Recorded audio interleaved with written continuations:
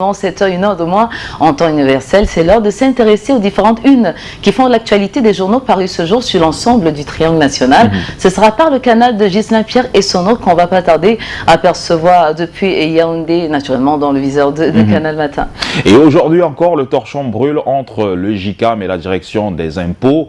Il y a pas mal de journaux qui titrent là-dessus. On parlera bien évidemment du quotidien, la nouvelle expression qui a titré là-dessus, et même le Messager. Et donc, pour vous en donner toute la teneur, mesdames et messieurs, Ghislain Pierre Essonneau, qui ne tardera pas à s'afficher, voilà, va donc vous donner toute la quintessence de ce que les journaux ont pu dire aujourd'hui, que vous allez retrouver dans les kiosques tout à l'heure. Absolument, et le cœur très enflammé de joie, on est heureux de vous souhaiter bonjour et surtout bienvenue dans Canal Matin. Bonjour Patricia, bonjour également à vos fidèles. Évidemment, je vous accueille le cœur enflammé de joie comme des traditions.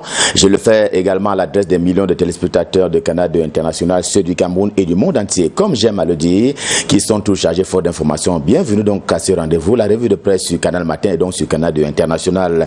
Le silence qui tue la démocratie, mais une presse libre prend la parole.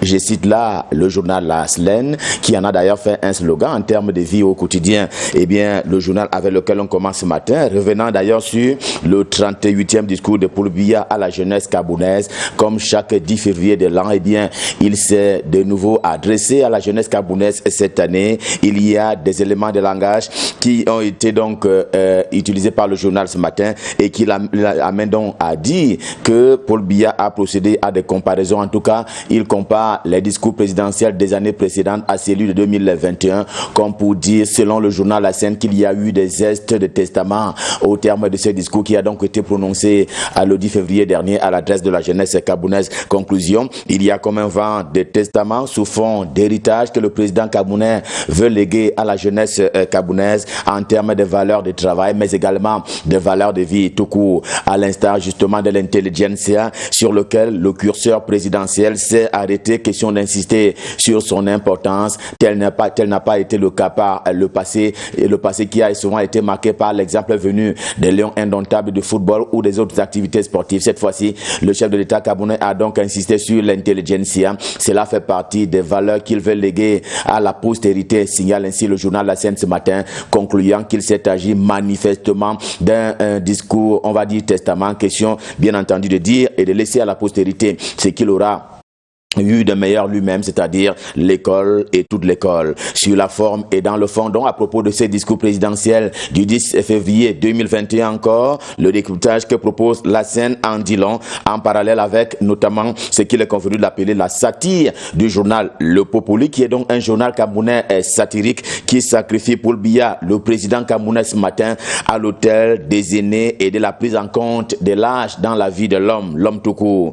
Pour rire et dire, plutôt pour dire et rire, le journal donne à voir le chef de l'État camerounais encouragé de mille feux par son épouse, la première dame Chantal Biya, pour parvenir à éteindre les bougies allumées des célébrations de l'anniversaire. C'était du côté de Vomeka, et c'est un anniversaire qui a d'ailleurs été fêté par toutes les parties prenantes en termes politiques, économiques, culturels et sociaux, notamment sur le sol camerounais. Afrique Info, le journal d'Angel Fils, également en kiosque ce matin, donne à dire que même la presse camerounaise s'est mêlée à cette célébration. La presse, elle aussi, qui a donc soufflé sur les 88 bougies de vie du président camerounais Paul Biya, c'était samedi dernier, à travers hommages, mais aussi à travers des critiques qui ont été formulées à l'occasion. Le nom Guy est loué pour son destin singulier. A contrario, une autre presse trouve à redire sur son magistère, disant à tout dégoût d'ailleurs que le pan de l'économie nationale n'a pas du tout marché, reconnaissant des valeurs de très grands politiciens à Paul Biya, qui est ainsi qualifié par la presse camerounaise comme étant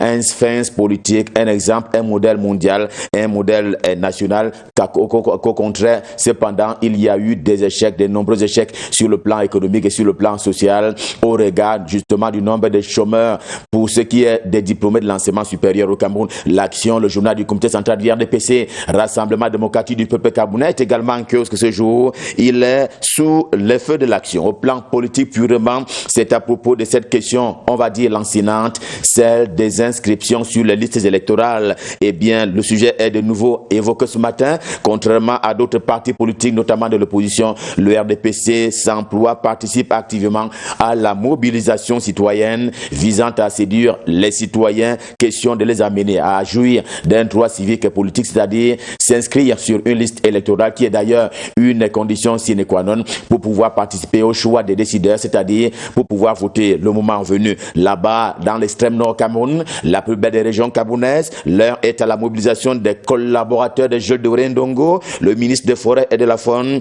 qui est d'ailleurs sur le terrain. Question de gérer la vie des éléphants si porté ces temps derniers à nuire aux populations locales. Le Sahel, c'est le nombre.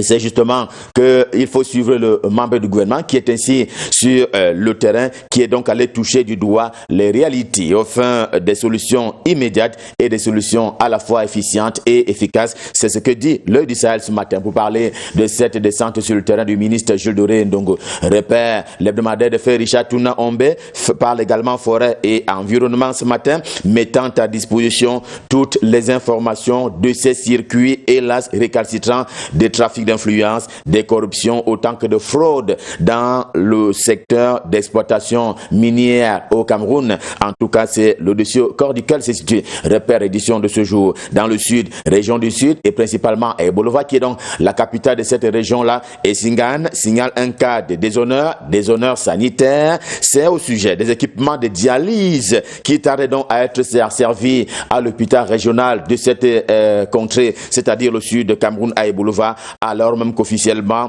ils ont été, pour parler de ces équipements de dialyse, ils ont été commandés, c'était alors en décembre 2019, et depuis, plus rien. Le journal accuse ainsi une société écran derrière laquelle se cacherait le ministre de la Santé publique, j'ai nommé Manaouda Malaché, si l'on s'en tient aux écrits du journal Essingan, édition de ce jour. Diapason, c'est François Mboké, ou plutôt François Mboké, c'est Diapason. Il parle aussi crime social ce matin, il porte sur la table la question lancinante de ces boissons frélatées qui sont fatalement en circulation aussi bien à Yaoundé que dans les autres villes camerounaises, de boissons frélatées, parce qu'échappant un peu trop facilement à l'application de la norme en la matière, comme l'a dit justement la loi camerounaise matin, midi et soir, justement en matière de sauvegarde de la citoyenneté, en matière de sauvegarde de l'économie et par-dessus tout en matière de sauvegarde de la santé publique au Cameroun. Et le soir ce matin annonce la tenue au Cameroun très prochainement du Forum africain des femmes entrepreneurs. C'est ce que Rose Mangel est allé dire à Achille Basiliken III, qui est donc le ministre des petites et moyennes entreprises, de l'économie sociale et de l'artisanat, et bien afin de recevoir simplement l'onction gouvernementale sur la route de cette initiative de la femme, la grande femme camerounaise. Dans le même registre avec Tribune d'Afrique, le journal de Faustin Djikam, lui aussi en kiosque ce mercredi, on voit bien que les portes des étoiles se sont ouvertes sur Fumban, là-bas dans le département du Noun, Fumban étant la capitale du département du Noun, région de l'ouest Cameroun, avec la construction puis l'inauguration par le sultan roi de Bamoun de ce joyau architectural qui a donc été nommé la porte des tranchées, dont l'histoire est d'ailleurs rappelée par Tribune d'Afrique dans sa livraison du jour. On en vient maintenant à cette colère, une colère saine et qui est manifestement partagée amicalement entre le GICAM, le groupement interpatronal du Cameroun, et la direction générale des impôts à l'occasion de cette descente sur le terrain dans la métropole économique du Cameroun, Douala de Mopa Fatouin, qui est donc le directeur général des impôts. La nouvelle expression édition de ce matin fait dire que les réformes visant l'élargissement de l'assiette fiscale pour le compte du budget de l'État du Cameroun et exercice 2021 eh bien, sont en explication à Douala par la direction générale des impôts, que celle-ci ne rencontre cependant pas l'assentiment du GICAM qui aura crié sans succès sur tous les toits que le gouvernement apporte et soutienne un apport financier certain, notamment aux entreprises nationales, à l'occasion de ces effets néfastes qui se sont abattus sur la vie globale de ces entreprises-là par rapport à la pandémie déjà classée comme étant la pandémie du siècle, c'est-à-dire la Covid-19. Le journal bleu, le quotidien bleu, pour parler ainsi du jour, parle parle ainsi d'un boycott jamais égalé que le patronat a donc servi à Mopa Fatouin. C'est une grande première dans la collaboration de ces partenaires appelés à vivre ou alors à mourir ensemble. C'est un signal fort du mécontentement du patronat par rapport à la direction générale des impôts. Signale ainsi le jour du jour, le journal d'Aman Mana. Le quotidien Émergence n'en revient pas en souvenir justement de ces effets néfastes de la Covid-19 sur la vie nationale, la vie tout court, et c'est le cas de le signaler avec notamment les entreprises. Il y a lieu de faire un constat amer, et bien une demi-centaine d'entreprises publiques camerounaises présentent un visage à la fois hideux et laid en termes de score. Les pertes sont bien entendu béantes à propos justement des scores qui étaient escomptés mais qui n'ont pas été atteints par les entreprises publiques camerounaises. EcoNews, le nouveau bébé, nouveau-né de la presse économique camerounaise, sert ce matin au contraire des bons scores en provenance de la régie du terminal à conteneurs du PAD, le port autonome de Douala, la RTC, la régie ainsi est baptisée il y a un an justement et qui avait été mise sur pied et mise à contribution, et bien elle donne satisfaction à sa clientèle. C'est l'expression même d'une viabilité retrouvée malgré les batailles judiciaires dont on sait qu'elles se poursuivent du côté d'Abidjan en Côte d'Ivoire. C'est bon de le savoir, affirme ainsi EcoNews en kiosque ce jour. Les Verts républicains sautent dessus par une courte visite qu'il effectue justement au niveau de la délégation générale à la sécurité nationale, le patron étant Martin Bargangele, qui a donc redonné ses lettres de noblesse à la police camerounaise, mais le travail s'est poursuivi, avait averti ainsi les Verts républicains. Il en est ainsi de ces messages de grande amplitude qui est annoncé encore, question de s'abattre sur les brebis galeuses de la presse. Que dis-je, les brebis galeuses de la police nationale. L'économie quotidienne choisit de revenir sur les performances de la RTC. En tout cas, un an seulement après, on a fait le bilan. C'était lundi dernier, le 15 février de l'an de grâce. Et on se souvient que c'était le 15 février 2020 que cette structure avait pris les commandes et le pouvoir du côté du port autonome de Douala. Et le constat est là. La structure donne satisfaction. Conclusion tirée justement du quotidien L'économie. Mutation, le journal des gars. Georges Alain Boyomo met en bonne place la pioche des travaux publics du ministre Emmanuel Nganou Ndjoumissi. Eh bien, pour qui va à l'ouest Cameroun, eh bien, sachant que la réhabilitation est en cours avec un certain bonheur des usagers de la route qui sont satisfaits. En tout cas, le cas du tronçon Tonga-Kalong est pris en référence ce matin par le quotidien Mutation et il retient l'attention de ce quotidien de par la qualité des travaux qui sont ainsi servis et qui seront livrés. Rappelle encore le journal au soir du 19 juillet 2021. On parle ainsi d'une livraison dans la sérénité. Sérénité qui a foutu le camp dans les relations entre la Fédération camerounaise de football, l'Africa Foot et l'Africa Foot d'une part, et d'autre part entre l'Africa Foot et la Ligue de football professionnel du Cameroun. On en est à une hydre à 3 têtes, chacune brandissant sa légitimité, mais au finish, c'est le soldat football qui se meurt au point où, réalité, le journal de Pongwaré qui dit édition de ce matin annonce des batailles, mais des batailles presque mortelles.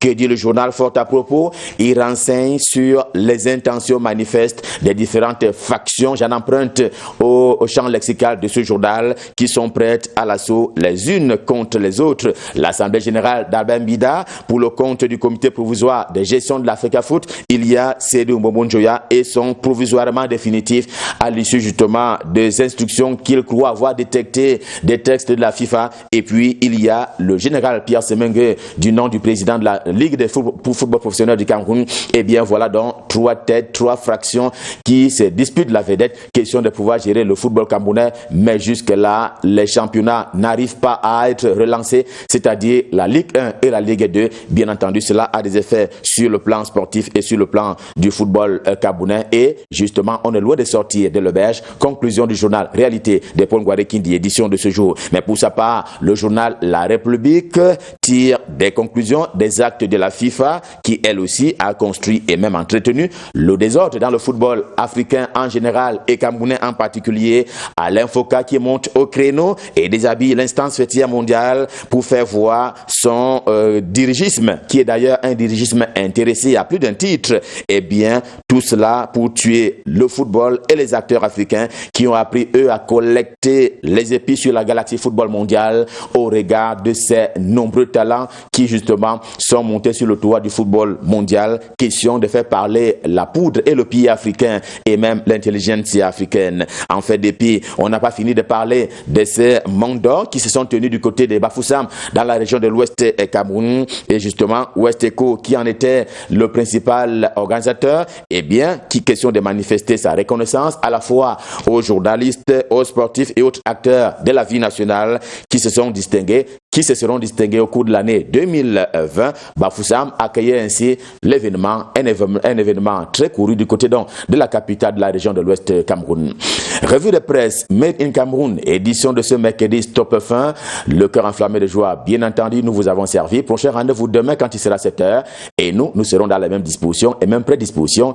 Question de vous servir comme à l'accoutumée. Eux aussi, ils sont les bienheureux du côté de Douala. Ils vous servent avec beaucoup d'appétit.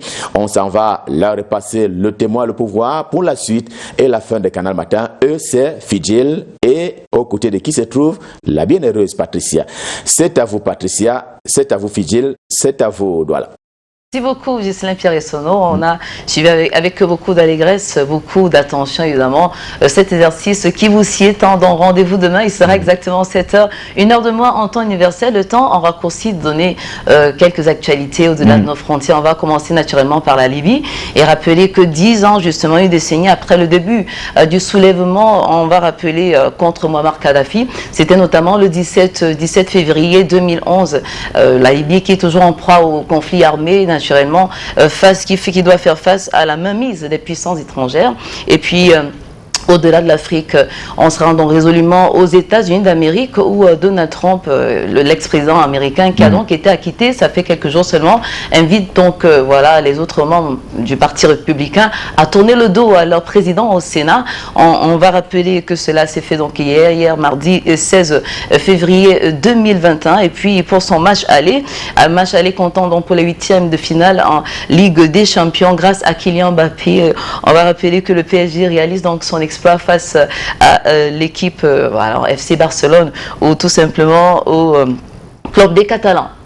Et je vous invite à aller dans les kiosques ce matin pour vous abreuver à la bonne source. Je vous invite surtout à lire l'article du Messager portant sur le boycott du JICAM en ce qui concerne les réformes fiscales, comprendre l'absence de l'organisation patronale la plus représentative du Cameroun à la semaine de travail qu'organise la Direction Générale des Impôts. Donc vous pouvez aller dans un kiosque et vous abreuver à la bonne source. La même information est traitée par la nouvelle expression JICAM, Direction des Impôts, la crise est profonde. Modeste Fopa Fatouing, directeur général des impôts, a entamé hier mardi 16 février 2021 une visite de travail de 4 jours dans la métropole économique du Cameroun pour présenter les nouvelles réformes fiscales 2021. Mais le JICAM, principal regroupement des patrons, a choisi de boycotter pour des raisons évidentes. C'est un article aussi que vous allez lire dans le journal de la nouvelle expression que vous allez retrouver dans les kiosques ce matin. Nous poursuivons, mesdames et messieurs, avec les différentes dates qui ont marqué l'histoire du monde un 17 février. Mais avant, faisons un clin d'œil à nos partenaires. À tout de suite.